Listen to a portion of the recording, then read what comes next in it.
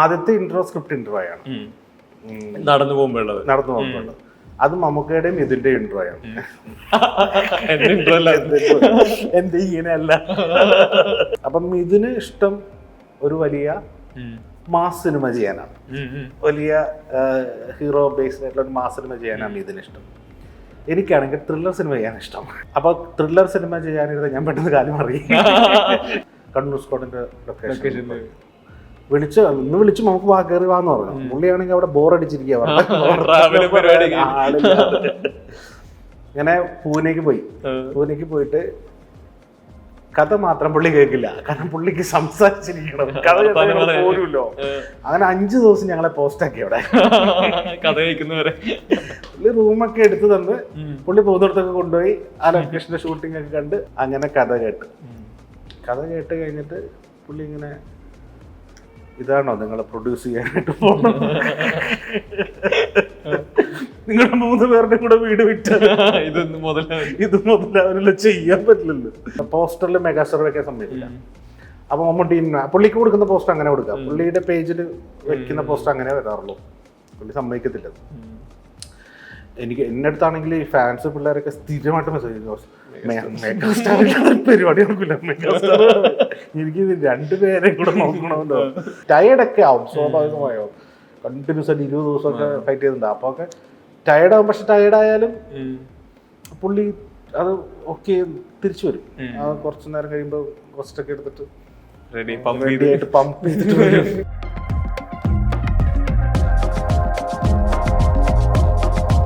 The Q show ടൈമിൽ Vaishakh, welcome. നമ്മൾ അവസാനമായി സംസാരിക്കുന്ന ദിവസം ഭീഷ്മപർവ്വത്തിന്റെ റിലീസ് ഡേ ആയിരുന്നു. അന്ന് നമ്മൾ സംസാരിക്കുമ്പോൾ നമ്മൾ ഈ മാസ് സിനിമകളായിട്ട് സംസാരിച്ചു, മാസ് സിനിമകളിൽ ആക്ഷൻ സെറ്റ് പീസുകളുമായിട്ട് സംസാരിച്ചു. ഇപ്പൊ നമ്മൾ ഇന്നിരിക്കുന്നത് ടർബോ പോലൊരു വലിയ കൊമേഴ്ഷ്യൽ സക്സസിന്റെ ഭാഗമായിട്ട് കൂടിയാണ്. നിങ്ങളൊരു ഫിലിമോഗ്രഫി നോക്കി കഴിഞ്ഞാൽ അതിലിപ്പോൾ ഈ കസിൻസ്, സൗണ്ട് തോമ, പിന്നെ ഈ പറഞ്ഞ വിശുദ്ധൻ, കുറച്ച് സിനിമകൾ മാറ്റി നിർത്തി കഴിഞ്ഞാൽ ബാക്കി എല്ലാ സിനിമകൾക്കും ഈ വളരെ പോപ്പുലർ സിനിമയുടെ വളരെ കമേഴ്ഷ്യൽ ആയിട്ടുള്ള അപ്പീൽ കൊടുക്കുന്ന സിനിമകളാണ്. എന്താണ് ഈ മേക്കർ വൈശാഖിന് ഇത്തരം സിനിമകൾ ചെയ്യുമ്പോഴുള്ള ഹൈ? എന്താണ് ഇത്ര ഇഷ്ടം?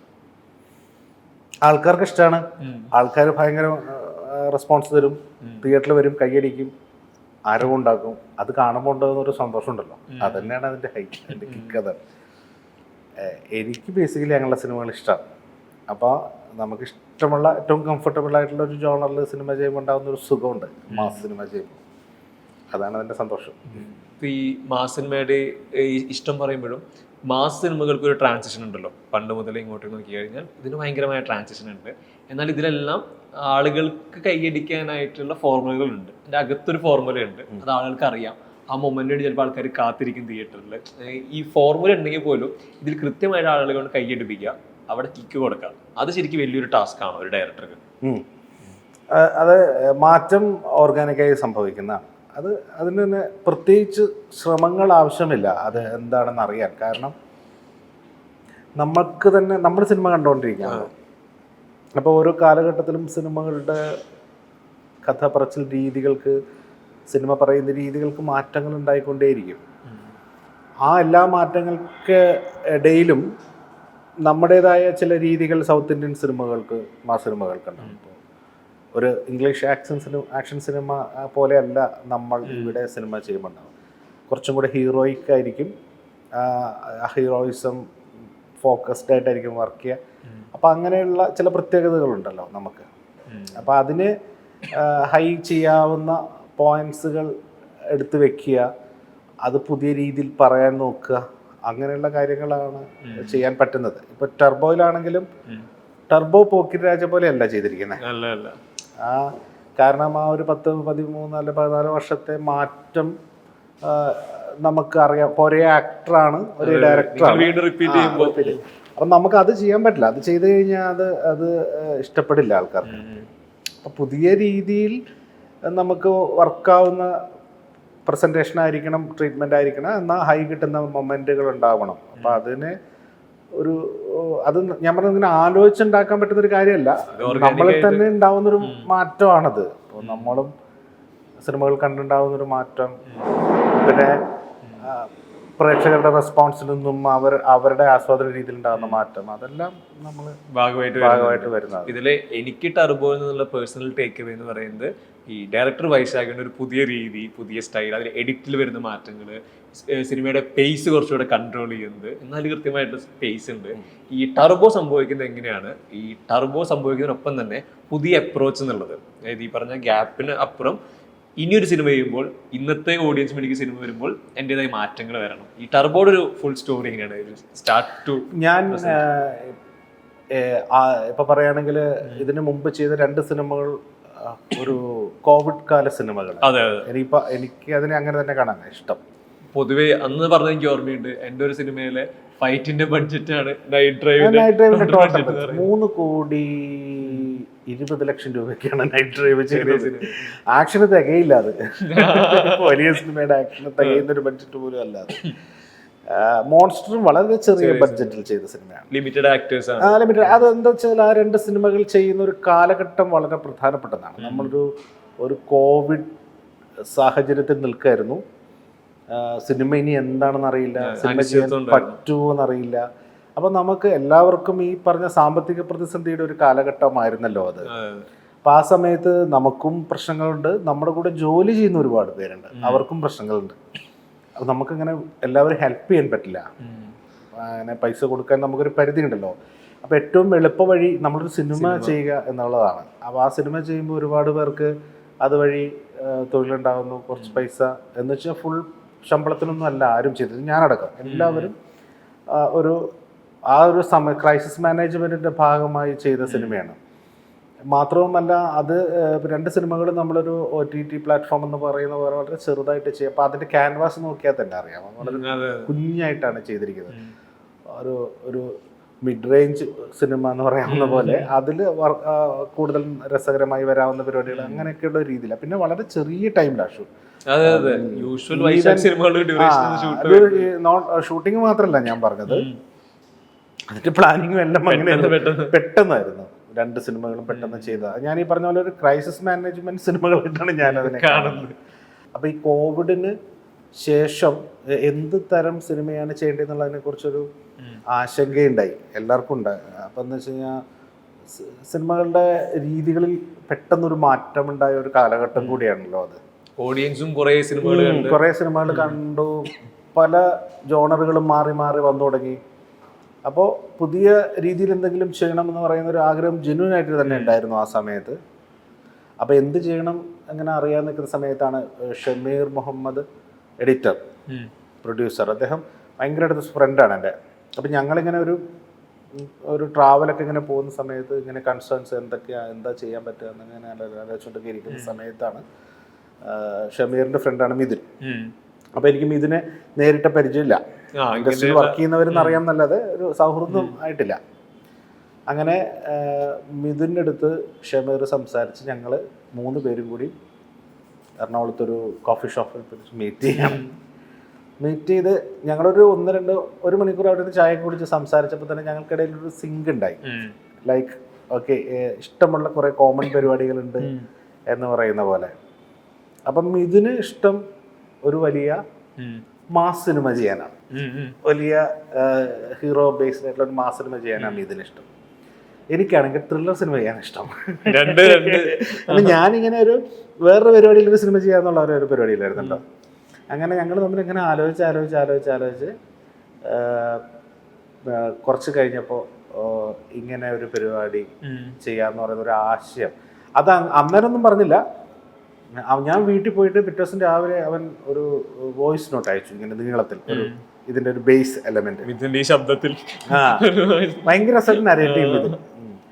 ഇത് ഒരു വോയിസ് നോട്ട് അയച്ചു, ഈ എലമെന്റ് എങ്ങനെ ഉണ്ടാവും. അപ്പൊ അവനെന്തോ ചെയ്യാൻ വേണ്ടി വെച്ചിരിക്കുന്ന എലമെന്റ് ആയിരുന്നു അത്. അപ്പൊ ത്രില്ലർ സിനിമ ചെയ്യാനിരുന്ന ഞാൻ പെട്ടെന്ന് കാര്യം അറിയും, കാരണം അതെനിക്ക് ഹിറ്റ് ആകും. നമുക്ക് ചില സാധനങ്ങൾ ഭയങ്കരമായിട്ട് ലൈക്കബിലിറ്റി ഉള്ള ഒരു പരിപാടിയാണല്ലോ, ആ ബേസ് ഭയങ്കര രസമായിരുന്നു. അപ്പൊ സെക്കൻഡ് ഹാഫ് അങ്ങനല്ല, ആ ഒരു നോട്ട് മാത്രം, ക്യാരക്ടറും ആ ഇടുക്കിയിലുള്ള ഒരു കുറെ പരിപാടികളൊക്കെ ആയിട്ടാണ്. അപ്പൊ അത് പിടിക്കാം എന്നുള്ള രീതിയിലൊരു തീരുമാനമായി. പിന്നെ ഞങ്ങള് വീണ്ടും വീണ്ടും വീണ്ടും പലതവണ ഇരുന്നു. ഞങ്ങൾ 3 പേരും ഒത്തിരി ട്രാവൽ ചെയ്തു. അപ്പം ഞങ്ങൾ 3 പേരും കൂടി പ്രൊഡ്യൂസ് ചെയ്യാനാണ് ഈ പ്ലാൻ. അങ്ങനെ എഴുതി ഒരു അപ്പോൾ ഇങ്ങനെ ഓരോ സീൻസ് പറയുമ്പോഴും പറയും ഇതിപ്പോൾ നമ്മൾ കണ്ടിട്ടുള്ളതാണ്, നമ്മൾ ചെയ്തിട്ടുള്ളതാണ്, അപ്പോൾ വേറെ എന്തെങ്കിലും ചെയ്യാൻ പറ്റും.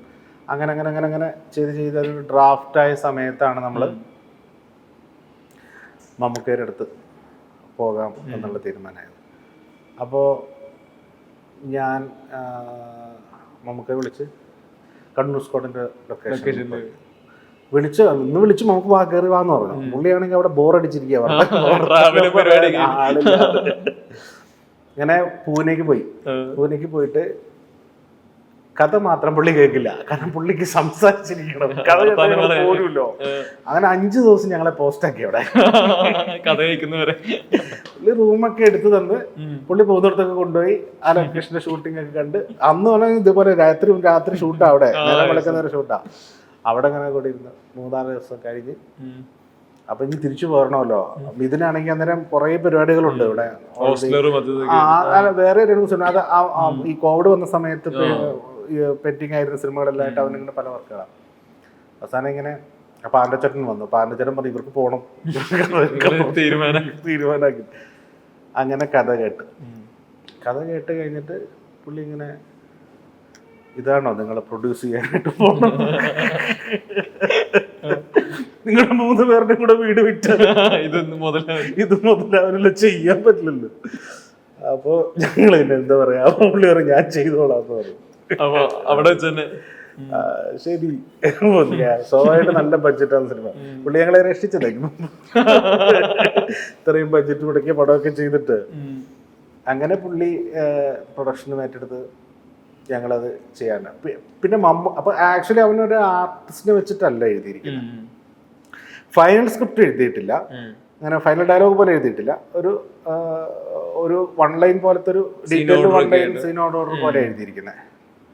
മമ്മൂക്ക ആയ ശേഷമാണ് പിന്നെ അതിനൊരു ഫൈനൽ ഡ്രാഫ്റ്റ് എഴുതുന്നത്. ഫൈനൽ ഡ്രാഫ്റ്റ് എഴുതുമ്പോൾ നമുക്ക് ആക്ടർ ആരാണെന്ന് മിക്കവാറും അങ്ങനെയൊക്കെ തന്നെ എപ്പോഴും ചെയ്യാറ്, കാരണം ആക്ടർ ആരാണെന്ന് അറിഞ്ഞിട്ട് വേണമല്ലോ ഫൈനൽ പരിപാടികൾ. ഇതിൽ ഈ മമ്മൂക്കയുടെ കാര്യം പറഞ്ഞപ്പോഴേ എനിക്കൊന്നൊരു ഇത്രയും വലിയൊരു സിനിമേനെ ഇതിന് ഏറ്റവും ഹൈലൈറ്റ് എന്ന് പറയുന്നത് ഉറപ്പായിട്ട് ഈ മറ്റേ എഡ്രിനാളി പമ്പൊക്കെ തരുന്ന ഒരു സ്റ്റാർ മെറ്റീരിയലാണ്. അവിടെ മമ്മൂക്കയെ പ്ലേസ് ചെയ്യുന്നുണ്ട്. എന്നാൽ ഇതിനു മുന്നേ ഈ രാജയുടെ 2 ഭാഗങ്ങളിൽ കണ്ട പോലത്തെ ഒരു സംഭവബഹുലമായ ഇൻട്രൊഡക്ഷനോ പരിപാടികളോ ഒന്നും ഇവിടെ കൊടുക്കുന്നില്ല. ജോസിനെ വളരെ ലൈറ്റായിട്ട് ഇട്ട് തരാണ്, കാരണം അയാൾ അത്രയും ഡൗൺ ടു എർത്ത് ആണ്, സിമ്പിൾ ആണ്. 2ാമത്തെ ഇൻട്രൊഡക്ഷനിലാണ് ഇതെല്ലാം പൊട്ടിക്കുന്നത്. ഈ പേപ്പറിൽ വായിക്കുന്ന ഫൈനൽ ഡ്രാഫ്റ്റ് വായിക്കുന്ന ജോസിനെ ഈ വൈശാഖ് എന്ന മേക്കർ ജോസാക്കി മാറ്റുന്നത് എങ്ങനെയാണ്? ആദ്യത്തെ ഇൻട്രോ സ്ക്രിപ്റ്റ് ഇൻട്രോ ആണ് നടന്നു പോകുമ്പോഴുള്ളത്.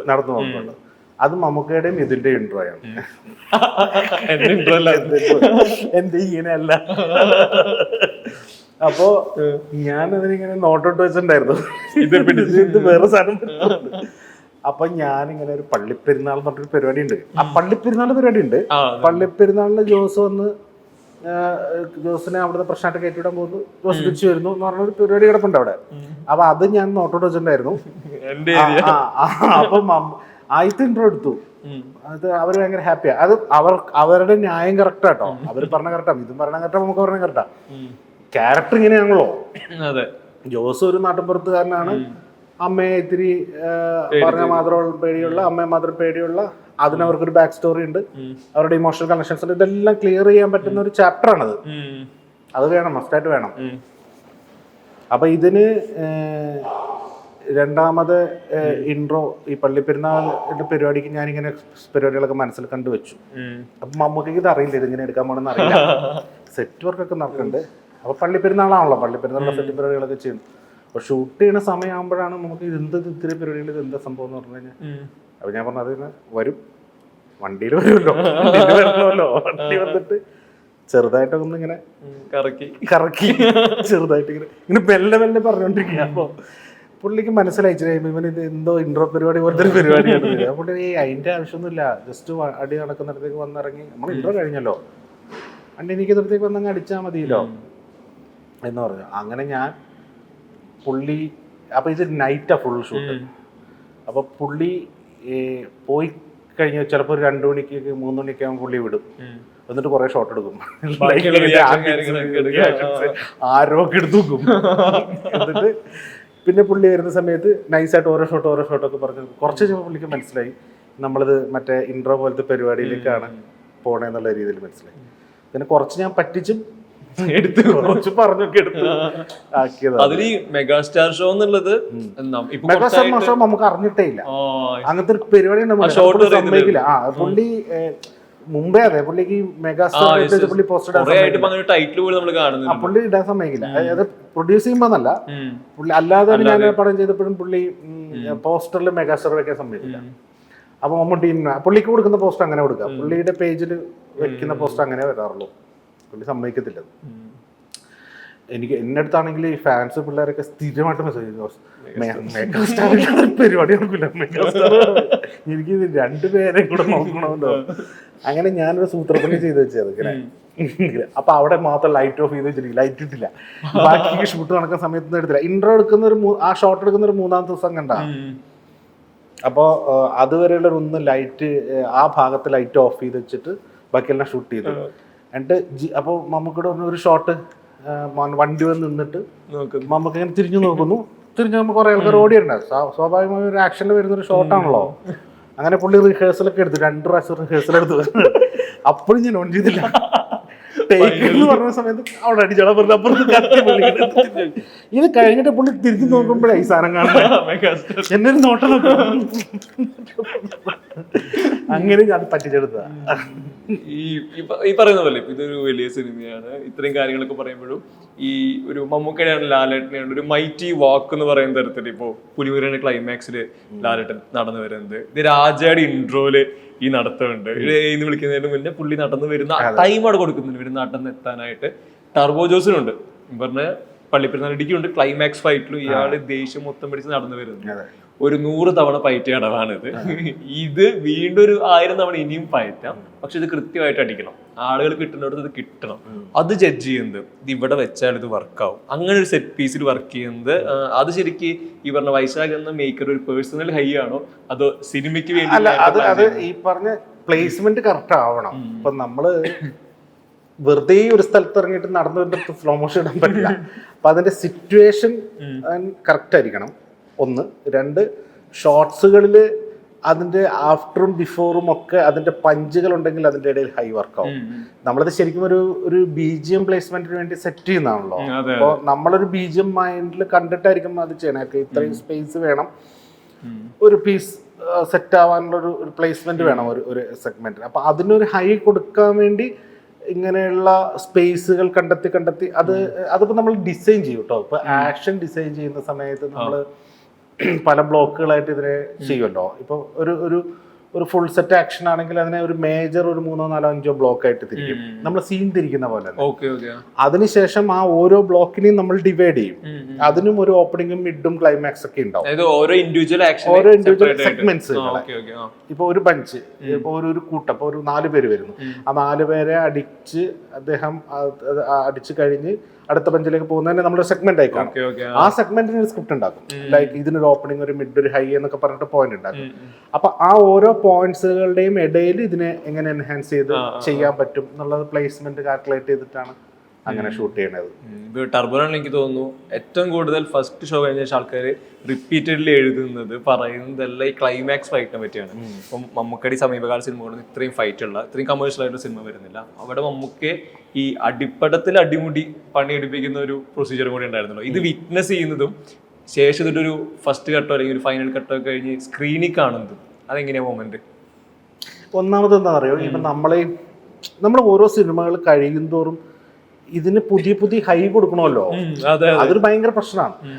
ഇപ്പൊ നമ്മൾ മുന്നേ ചെയ്തൊരു ഫൈറ്റ് ഇപ്പിട്ട് അത് അന്നൊക്കെയാണ്, ഇപ്പൊ അതിനേക്കാൾ കൂടുതൽ കണ്ടു കഴിഞ്ഞു ആൾക്കാരെ. അപ്പൊ അതിനേക്കാൾ കൂടുതലുള്ള ഹൈ എന്തെങ്കിലും സാധനങ്ങൾ കൊടുക്കണം. അപ്പൊ നമ്മൾ കൂടുതൽ അതിൽ നന്നാക്കാൻ അല്ലെങ്കിൽ കൂടുതൽ ബുദ്ധിമുട്ടുള്ള കാര്യങ്ങൾ ചെയ്യിപ്പിക്കാനൊരു ശ്രമം നടത്തുക എന്നുള്ളത് മാത്രമേ അതിനൊരു വഴിയുള്ളൂ. നമുക്ക് കുറേ ആക്ഷൻസ് ചെയ്തിട്ടുണ്ട്, അതിനേക്കാളൊക്കെ മികച്ചൊരു ആക്ഷനാണെന്ന് തോന്നിപ്പിക്കാൻ വേണ്ടിയിട്ട് കുറച്ച് ഹാർഡായിട്ട് തന്നെ അത് സെറ്റ് ചെയ്യുക എന്ന് പറയുന്നതാണ്, ചെയ്യാൻ ബുദ്ധിമുട്ടിൽ തന്നെ സെറ്റ് ചെയ്യുക എന്ന് പറയുന്നതാണ് നമ്മൾ ആദ്യത്തെ പരിപാടി. അപ്പോൾ അത് മമ്മൂക്കയ്ക്ക് അറിയാം ഇത് ഇത്രയും കുറച്ച് ഹെവി ആയിട്ടുള്ള ആക്ഷൻ പടമാണ്. ആ ഡ്യൂറേഷൻ കൂടുതൽ ആക്ഷൻ സിനിമ എന്നുള്ള രീതി. ഇപ്പം നമ്മൾ ഓരോന്നിനും എന്തിലാണ് നമ്മൾ മെയിൻ പോയിന്റ് കാണുന്നത് എന്നുള്ളതാണ്. ഇപ്പൊ ടർബോ ചെയ്യുമ്പോൾ ഒരു ആക്ഷൻ സിനിമ എന്നുള്ള രീതിയിലാണ് അതിനൊരു മെയിൻ പോയിന്റ് കണ്ടേക്കണേ. ബാക്കിയെല്ലാം സെക്കൻഡറി. അപ്പൊ ഹ്യൂമറോ അല്ലെങ്കിൽ അതിന് ഡ്രാമയോ ബാക്കി പ്ലേസ്മെന്റുകളെല്ലാം താഴേക്ക് എഴുതും. മെയിൻ ഹൈ പോയിന്റ് ഇതിന്റെ ആക്ഷനാണ്. അപ്പൊ ആക്ഷന് കൂടുതൽ സ്ക്രീൻ ടൈം കൊടുത്തേ പറ്റുള്ളൂ. അപ്പൊ അതിന് രീതിയിൽ അതിനെ സെറ്റ് ചെയ്തിട്ട് മമ്മൂക്കയുടെ അടുത്ത് പ്രസന്റ് ചെയ്യാം. മമ്മൂക്കയുടെ പ്രസന്റ് ചെയ്യാന്ന് പറഞ്ഞു കഴിഞ്ഞാൽ ഞാൻ സാധാരണ ചെയ്യുന്ന, ഞാൻ നേരത്തെ പറഞ്ഞ പോലെ ഞങ്ങൾ കുറച്ച് ഇതിനുവേണ്ടി പണിയെടുത്തിട്ടുണ്ടായിരുന്നു. ഓക്കെ, ഇതെങ്ങനെ കുറച്ചും കൂടി നന്നാക്കാൻ പറ്റും എന്നാണ്. അപ്പൊ ഞാനും ഷമീറും കൂടിയും ഒരു കുറെ ദിവസം ഇരുന്ന് എഡിറ്റ് വേർഷൻ ഡിസ്കഷൻ ഉണ്ടായി. അതിനുശേഷമാണ് ആക്ഷൻ ഡയറക്ടറെ വിളിച്ചിട്ട് നമ്മൾ എന്താണ് ഐഡിയ എന്നുള്ളത് പ്രോപ്പറായിട്ട് ഇതിന്റെ ഒരു പേസും സ്പീഡും ഇതിന്റെ അകത്ത് വരാൻ പോകുന്ന സംഭവങ്ങളൊക്കെ ഒന്ന് അയാളുടെ അടുത്ത് പറഞ്ഞു കൊടുത്തിട്ട് നമ്മളിതിനെ ഷൂട്ട് ചെയ്തു മൊബൈലിൽ. ഓക്കെ, അവരുടെ ഫൈറ്റേഴ്സിനെ വിളിച്ചിട്ട് 6-7 ദിവസം ഷൂട്ട് ചെയ്തിട്ടുണ്ടാവും. ഈ ഫൈറ്റ് സീക്വൻസ് അല്ല, മൊത്തം ഫൈറ്റ് സീക്വൻസുകൾ ഷൂട്ട് ചെയ്ത് നമ്മൾ എഡിറ്റ് ചെയ്ത് മ്യൂസിക് ഇട്ട് വെച്ചു. അപ്പൊ നമുക്ക് കറക്റ്റ് അറിയാം എന്താണ്. അപ്പൊ മമ്മൂക്ക വന്നു കഴിഞ്ഞപ്പോ നമ്മളിത് കാണിച്ചു കൊടുത്തു. പുള്ളിക്ക് ഐഡിയ കിട്ടി, ഇതാണ് നമ്മൾ ചെയ്യാൻ പോണെന്നുള്ളത്. പുള്ളി വളരെ ദയനീയമായിട്ട് നമ്മൾ നോക്കി. അത് പുള്ളി അത് ഞാൻ പറഞ്ഞ പടം തുടങ്ങുമ്പോൾ പുള്ളി ഇത് സെറ്റായിട്ട് ഇറങ്ങിയേക്കണേ, ടയർഡൊക്കെ ആവും സ്വാഭാവികമായോ. കണ്ടിന്യൂസ് ആയിട്ട് 20 ദിവസമൊക്കെ ഫൈറ്റ് ചെയ്തിട്ടുണ്ട്. അപ്പൊ ഒക്കെ ടയർഡാവും. പക്ഷെ ടയർഡായാലും പുള്ളി അത് ഓക്കെ തിരിച്ചു വരും. അത് കുറച്ചു നേരം കഴിയുമ്പോൾ റെസ്റ്റൊക്കെ എടുത്തിട്ട് ഇതിലിപ്പോ ഈ ഫൈറ്റ് സെറ്റ് ചെയ്യുന്നതിലേ പല മൊമെന്റുകളിലാണല്ലോ ഫൈറ്റ് വെക്കുന്നത്. സിനിമ കാണുന്ന ഓഡിയൻസിന് ഒരിക്കലും ഇവർക്കിത് ബോറടിക്കരുത്, ഇവരിത് കണ്ട് ഈ പറഞ്ഞ പമ്പിങ് അവർക്ക് കിട്ടിക്കൊണ്ടിരിക്കണം. പ്രത്യേകിച്ച് ബസ്സിനകത്ത് ഒരു ഫൈറ്റ് വരുന്നു, ഈ മറ്റേ ഗോഡൌണിൽ അവിടെ ഒബ്രോണിൽ ഷൂട്ട് ചെയ്ത ആ ഒരു ഫൈറ്റ് സീക്വൻസ് വരുന്നു, പിന്നെ ലാസ്റ്റ് ക്ലൈമാക്സ് ഫൈറ്റ്, പോലീസ് സ്റ്റേഷനിലെ ഫൈറ്റ്. ഈ ഫൈറ്റുകൾ ഡിസൈൻ ചെയ്ത് അത് പ്ലേസ് ചെയ്യുന്നതിൽ ഇതിൽ റിപ്പീറ്റ് ആവുന്നില്ല, ആളുകൾക്ക് ബോറടിക്കുന്നില്ല. അതിൻ്റെ ഒരു ജഡ്ജ്മെന്റ് ശരിക്കും എങ്ങനെയാണ്? അത് സിറ്റുവേഷൻ കൂടെയാണ്. ഇപ്പോൾ കഥയിൽ എവിടെയാണ് അതിന്റെ പ്ലേസ്മെന്റ് എന്നുള്ളതാണ് ഏറ്റവും പ്രധാനപ്പെട്ടത് കേട്ടോ. കാരണം ഈ കഥയിലൊരു കുരുക്കതിനുണ്ടാവുകയും ഇതിന് സർവൈവ് ചെയ്തതിലെ അടുത്തേക്ക് പോകാൻ പറ്റുമെന്ന് പറയുന്ന ഒരു ടെൻഷൻസ് കഥാപരമായിട്ട് സെറ്റ് ആയാലും ഇതെല്ലാം വർക്കാവുള്ളൂ. അല്ലെങ്കിൽ ഒന്നിനും ബോറടിക്കും. ഈ ബോറടിക്കാത്തത് ഫൈറ്റിന്റെ മികവ് കൊണ്ടല്ല, ബോറടിക്കാത്തത് സ്ക്രീൻ പ്ലേയുടെ മികവ് കൊണ്ടാണ്. അടിക്കണമെന്ന് ഇവർക്ക് തോന്നുന്നു. പലപ്പോഴും ഇല്ലേ ഇങ്ങനത്തെ വലിയ ആക്ഷൻ സിനിമകൾ ചെയ്യുമ്പോഴുള്ള കുഴപ്പമെന്ന് വെച്ചാൽ ഈ പാവപ്പെട്ട റൈറ്റർ ഒരുപാട് കഷ്ടപ്പെടുന്നത് കാണാൻ പറ്റില്ല.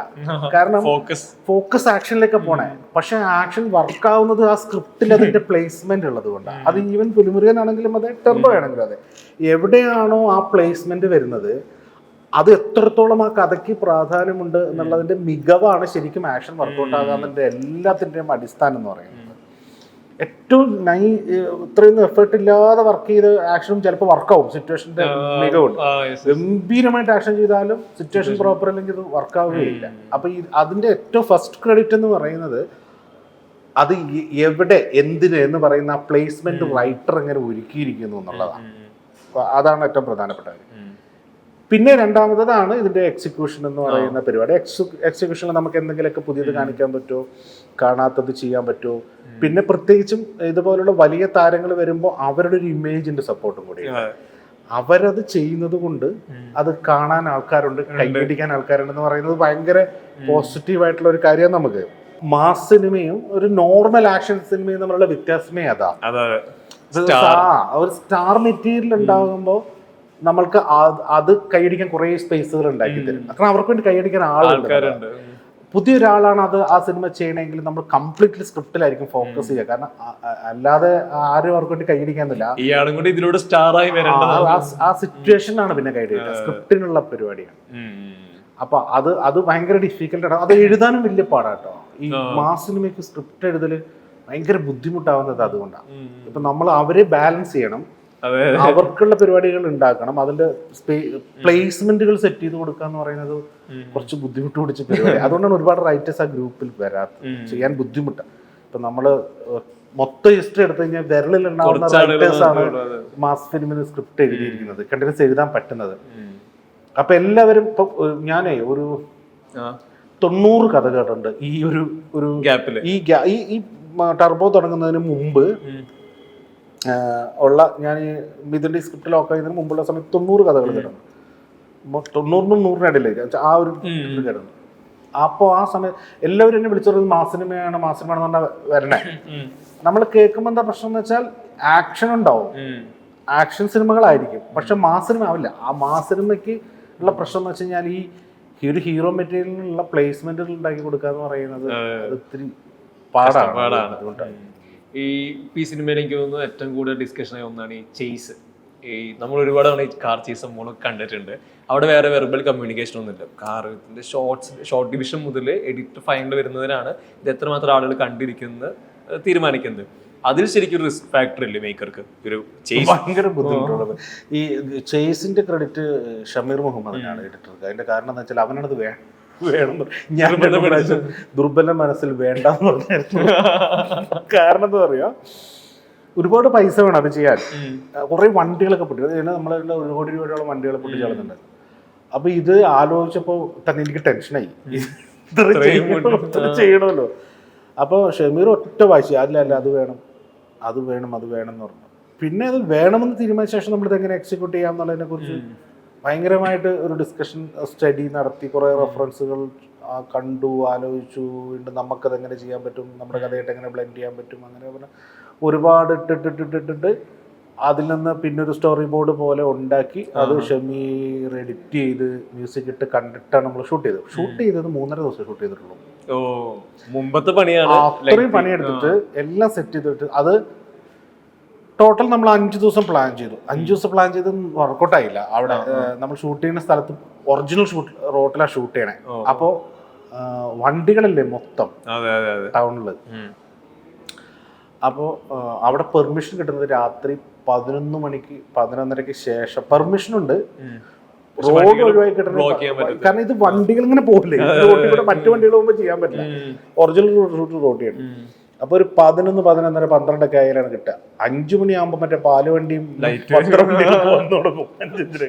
അപ്പൊ ഇതിന്റെ ഇടയിലാണ് ഷൂട്ട് ചെയ്യാൻ പറ്റുക. അപ്പൊ നമ്മൾ ആ 4 നൈറ്റ്സിൽ ഇത്രയും ടൈം വെച്ചിട്ടാണ് പിന്നെ അത് ഷൂട്ട് ചെയ്തത്. അപ്പൊ ആ പ്ലാൻ ഉണ്ടായിരുന്നത് കൊണ്ട് ഈസി ആയിട്ട് ഫുൾ ഷൂട്ട് ചെയ്തിട്ടില്ല, എന്നാലും ഒരു 60% ഒക്കെ എടുത്തിട്ടുണ്ട്. 40% കോംപ്രമൈസ് ചെയ്തു.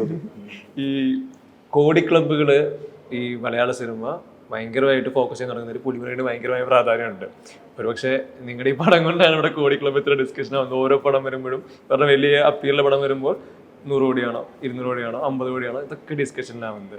ഈ പുലിമുരുകന് ശേഷം പിന്നെ വലിയൊരു കമേഴ്ഷ്യൽ സിനിമ ചെയ്യുമ്പോഴേ അതിൽ ഈ കോടി ക്ലബിൻ്റെതായിട്ടുള്ളൊരു സ്ട്രെസ് വൈശാഖ് എന്ന മേക്കർക്കുണ്ടോ? അങ്ങനെ ആലോചിക്കില്ല. കാരണം ഞാൻ പറഞ്ഞല്ലേ, ഞാൻ പുലിമുരുകൻ ചെയ്ത സമയത്ത് അങ്ങനെയൊന്നും ചിന്തിച്ചിട്ടൊന്നുമില്ല. എനിക്കറിയില്ല അങ്ങനെയുള്ള കാര്യം. അന്ന് എന്താ സംഭവം എന്ന് പറഞ്ഞു കഴിഞ്ഞാൽ, നമ്മളിങ്ങനെ ഒരു വലിയ സിനിമ ചെയ്യാനുള്ള ഒരു പരിപാടി ഇട്ട് ചെയ്തെല്ലാം കഴിഞ്ഞ് വന്നു. 15 കോടി രൂപയുടെ റിസ്ക് ഉണ്ടായിരുന്നു പടം ഇറങ്ങുമ്പോൾ.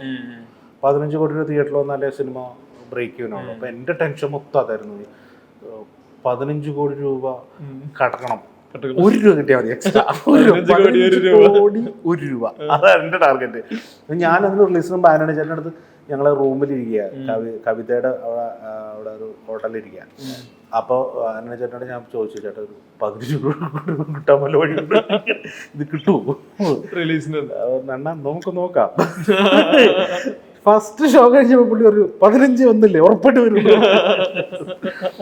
അതിനപ്പുറത്തേക്കുള്ള കാര്യങ്ങളും 100 കോടിയും അതൊന്നും അറിയത്തില്ല.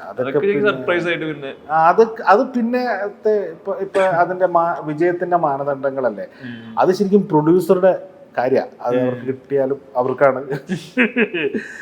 എനിക്ക് ഒറ്റ കാര്യമുള്ളൂ, ഇൻവെസ്റ്റ് ചെയ്യുന്ന പൈസ തിരിച്ചു കിട്ടണം. അതങ്ങനെ ദൈവം അനുഗ്രഹിച്ച് വലിയ കുഴപ്പം ഇതുവരെ വന്നിട്ടില്ല. അത് ഏതെങ്കിലും ഒക്കെ തരത്തിൽ പൈസ വർക്കൗട്ട് ആയിട്ടുണ്ട്. ഈ പോക്കിരാജർ ഇൻട്രൊഡക്ഷൻ സീനിൽ അവിടെ എഡിറ്റിൽ കുറേ പരിപാടികൾ ഉണ്ടായിരുന്നല്ലോ, ഫ്ലാഷ് കട്ടുകൾ, ഇടയ്ക്ക് വരുന്ന ഈ ടീമിൻ്റെ അതന്ന് പുതിയതായിരുന്നു. അത് പ്ലേസ് ചെയ്യുന്ന സമയത്ത് അവിടെ നമ്മൾ ടർബോ വരുമ്പോൾ ഈ പറഞ്ഞ ട്രെയിലറിലൊക്കെ ആൾക്കാർ കൂടെ ഡിസ്കസ് ചെയ്ത ഈ റിവോൾവർ പോകുന്ന ഷോട്ട്, അതിലൊരു ഗിമ്മിക്ക് ഉണ്ട്, നല്ല ഷൂട്ട് ചെയ്തിട്ടുണ്ട്. അതിന്റെ രസങ്ങൾ പറഞ്ഞിരുന്നു. ടെക്നിക്കലി സിനിമ അപ്രോച്ച് ചെയ്യുന്നതിന് ആളുകൾക്ക് പുതിയൊരു വിഷ്വൽ ട്രീറ്റ് കൊടുക്കണം. അത് ശരിക്കും ഒരു നിർബന്ധമായിട്ട് തന്നെ അത് നിർബന്ധമാണ്. അത് നമ്മളെ പോലുള്ള ഇങ്ങനത്തെ സിനിമ ചെയ്യുന്ന ആൾക്കാരുടെ ജോലിയാണ്. നമുക്കൊരു എന്തെങ്കിലും നമ്മുടേതായ ഒരു ജോലി ഉണ്ടാകും. അത് ഏറ്റവും പ്രധാനപ്പെട്ട ജോലിയാണ് വിഷ്വലി പുതിയ പ്രസന്റേഷൻ കൊടുക്കുക എന്നുള്ളത്. കാണാത്ത രീതിയിൽ അതിന് പ്രസന്റേഷൻ കൊടുക്കുക എന്നുള്ളത്. അത് നമ്മൾ ചെയ്യുന്നില്ല, പിന്നെ നമുക്ക് പ്രത്യേകിച്ച് കാര്യമില്ല അതിനകത്ത്. അപ്പോൾ പുകര ചെയ്യുമ്പോൾ അത് കുറെ കൂടെ എളുപ്പമായിരുന്നു. കാരണം അന്ന് അത്തരം സിനിമകളുടെ സ്വഭാവങ്ങൾ വന്നു തുടങ്ങണേ ഉള്ളൂ. അപ്പോൾ മറ്റു ഭാഷകളൊക്കെ ഉണ്ടെങ്കിൽ ഇവിടെ അങ്ങനെ, അപ്പോൾ അവിടെ എന്ത് വാരി വലിച്ച് ചെയ്യാവുന്ന, ഞങ്ങളന്ന് തമാശ പറയുന്നത് മഹേഷും ഞാനും കൂടിയാണെന്ന് ഈ പരിപാടികളൊക്കെ പ്ലാനിങ്ങുകൾ, ഈ എക്സിക്യൂഷൻ ഭാഗങ്ങൾ പ്ലാനിങ്ങുകൾ. അപ്പം ഞാൻ മഹേഷ് ഇതെല്ലാം കൂടെ ഒരു മിക്സിയിലിട്ട് അടിച്ച പോലെയാണ്, എങ്ങനെയെങ്കിലും അതിനൊരു മാജിക് ഇടാം. അപ്പം അതും ഞങ്ങളന്ന് ഭയങ്കര എൻജോയ് ചെയ്തവരാണ്. പക്ഷെ ഇപ്പൊ വന്നപ്പോൾ ഇപ്പൊ അങ്ങനത്തെ ഗിമിക്സുകൾക്കൊന്നും അങ്ങനെ വലിയ സ്ഥാനമില്ലാത്തൊരു കാലഘട്ടമാണ്. കുറച്ചും കൂടി നീട്ടൻ രീതിയിലായിരിക്കണം. അപ്പൊ ഇപ്പോഴത്തെ രീതിയിൽ ഷോർട്ടുകൾക്ക് സസ്റ്റെയിൻ കൊടുക്കാവുന്ന പരിപാടികൾ കണ്ടുപിടിച്ച്, അന്ന് ഈ പറഞ്ഞ പോലെ ഇപ്പൊ പുലിമുരുകന് വരെ പിന്നീട് ട്രോൾ ചെയ്യപ്പെട്ടതാണ് മറ്റേ മൂപ്പനിരുന്ന് മുരുകനെ പറ്റി പറയുന്നത്. പുകയില് മറ്റേ പാട്ടി ഇരുന്നിട്ട് നിങ്ങൾക്ക് യമനാണ് എന്ന് പറഞ്ഞ്. ഇത് ഓരോ കാലഘട്ടത്തിലെ സിനിമ, സിനിമയുടെ ഒരു സംഭവം എന്ന് പറഞ്ഞാൽ ഇതൊക്കെ ഓരോ കാലഘട്ടത്തിനാണ്. സത്യം. നമ്മൾ 2013 ചെയ്ത, അല്ല 2009-10 ചെയ്ത പോക്കിരാജ് എടുത്തിട്ട് ഇപ്പോ ചർച്ച ചെയ്തിട്ട് ഒരു കാര്യമില്ല. അത് 10 പടം സമയം ഡിമാൻഡ് ചെയ്ത് അവിടെ കഴിഞ്ഞല്ലോ. ഈ 2024 ചെയ്ത ടർബോ 26 ഡിസ്കഷൻ നടക്കില്ല. അത് ആ മൊമെന്റിൽ നമുക്ക് എന്താണ് വേണ്ടത്, ആൾക്കാർക്ക് എന്താണ് ഇഷ്ടം, അത് നോക്കിയിട്ട് അപ്പ ചെയ്യുന്നു. പിന്നെ ഇതിന് മാറ്റങ്ങൾ സംഭവിച്ചുകൊണ്ടിരിക്കുകയല്ലേ. നാളെ നമ്മൾ ചെയ്യുമ്പോൾ അത് വേറൊരു രീതിയിൽ, വേറൊരു കാര്യം ആലോചിച്ച് വേറൊരു രീതിയിൽ ചെയ്യാൻ പറ്റുമെന്ന്. ഇതിന് അങ്ങനെയാണിത്. അതുകൊണ്ടാണല്ലോ ഇത് അങ്ങനെ ഒരു എന്റർടൈൻമെന്റ് സിനിമയാണ്, ഫുൾ ആയിട്ട് എന്റർടൈൻമെന്റ് സിനിമയാണ് നമ്മൾ പറയുന്നത്. കൊടുക്കാൻ പറ്റില്ല. കൊടുത്തു കഴിഞ്ഞാൽ ആർക്കും താല്പര്യം ഉണ്ടാവില്ല. നമ്മൾ അതാത് കാലത്തിന് എന്താണ് ബെസ്റ്റ് വേണ്ടത് നോക്കി ചെയ്യാൻ പറ്റുന്നതിന്റെ പരമാവധി ചെയ്യാന്നുള്ളത് മാത്രം. നിങ്ങളുടെ ഫിലിമോഗ്രഫി നോക്കി കഴിഞ്ഞാൽ നമ്മൾ നേരത്തെ പറഞ്ഞ പോലെ ഇപ്പൊ സീനിയേഴ്സോ കസിൻസോ ഒക്കെ സൗണ്ട് തോമൊക്കെ മാറ്റി നിർത്തി, വിശുദ്ധരും മാറ്റി നിർത്തി കഴിഞ്ഞാൽ ബാക്കിയെല്ലാം ഈ പറഞ്ഞ വലിയ കമേഴ്ഷ്യൽ സിനിമകളാണ്. ഈ പറഞ്ഞ ഫിലിമോഗ്രഫിയിലുള്ള സിനിമകളുടെ ജോണറുകളിൽ നിന്ന് മാറി പുതിയൊരു ജോണർ ട്രൈ ചെയ്യണം, അങ്ങനത്തെ ഒരു ആഗ്രഹം, സ്വപ്നങ്ങൾ? ഞാൻ ട്രൈ ചെയ്യാൻ നോക്കിയപ്പോ പണി കിട്ടിയിട്ടുള്ളൂ. അപ്പൊ എനിക്ക് തോന്നുന്നു ഇതാണ് കംഫർട്ടബിൾ എന്ന് തോന്നുന്നുണ്ട്. ഇനിയൊരു പ്ലാൻ ഉണ്ടോ? ഇനിയൊരു പ്ലാൻ ഇപ്പൊ തൽക്കാലം ഇല്ല. കാരണം എന്തിനാ വെറുതെ നമ്മള് ബാക്കിയുള്ളവർക്ക് നമുക്ക് ടെൻഷൻ ഉണ്ടാക്കി വെക്കേണ്ട കാര്യമല്ലോ. അപ്പൊ കുറച്ച് നല്ല കൊമേഴ്സ്യൽ എന്റർടൈനറുകൾ ചെയ്യാം. കാരണം അത് ചെയ്യുന്നവർ വളരെ കുറവല്ലേ ഇപ്പൊ. അപ്പൊ പിന്നെ നമുക്ക് അത് മറ്റതൊക്കെ ഇഷ്ടംപോലെ ആൾക്കാരുണ്ടല്ലോ, അവർക്കത് ചെയ്യട്ടെ, നമ്മൾ നമ്മുടെ പരിപാടിയുണ്ട് പതുക്കെ അതിന്റെ സൈഡിൽ കൂടി പോവാ എന്നുള്ളതാണ് ഇപ്പോഴത്തെ ഒരു തീരുമാനം. മാക്സിമം എന്റർടൈൻമെന്റ് സിനിമകളിലേക്ക് ഫോക്കസ് ചെയ്യാം എന്നുള്ളൊരു ഐഡിയയിൽ തന്നെയാണ് നിൽക്കുന്നത്. അടുത്തത് ഇപ്പോ കമ്മിറ്റ് ചെയ്തിരിക്കുന്ന ഖലീഫ എന്ന് പറഞ്ഞിട്ട് പൃഥ്വിരാജിന്റെ പടമാണ്. ജിനു ആണ് എന്റെ സ്ക്രിപ്റ്റ്, ജിനു എബ്രഹാം. അപ്പൊ അദ്ദേഹം അത് എഴുതിക്കൊണ്ടിരിക്കുന്നു. ഇനിയിപ്പോ ഒരു കുറച്ചും കൂടി ഒരു മാസം കൂടെ, അത് വലിയ സിനിമയാണ്. ഈ ഒരു മാസം സ്ക്രിപ്റ്റ് കഴിയും. സ്ക്രിപ്റ്റ് കഴിഞ്ഞ് കഴിഞ്ഞാൽ അതിന്റെ ബാക്കി കാര്യങ്ങളൊക്കെ തീരുമാനമാവുള്ളൂ. അത് ഒരു വലിയ സിനിമ സ്കെയിലിൽ വരാവുന്ന വീണ്ടും ഒരു വലിയ സിനിമ. അതെ അതെ. ഈ ടർബോന്റെ ടൈലറിന്റെ ഒരു എക്സ്റ്റൻഷൻ പോലെ രണ്ടാം ഭാഗം ഉണ്ടോ? അങ്ങനെ ചെയ്തിട്ടുണ്ട്. അത് പിന്നെ അതിനൊരു പോസിബിലിറ്റി ഉള്ള പരിപാടിയാണല്ലോ. അങ്ങനെ ഒരു പോസിബിലിറ്റി കണ്ട് അങ്ങനെ നിർത്തിയേക്കുന്നതാണ്. ദൈവം അനുഗ്രഹിച്ച് ചെയ്യാൻ പറ്റട്ടെ. എന്തായാലും എല്ലാവിധ ആശംസകളും ടർബോനും വരാൻ പോകുന്ന എല്ലാ സിനിമകൾക്കും. വീണ്ടും കാണാം. Thank you.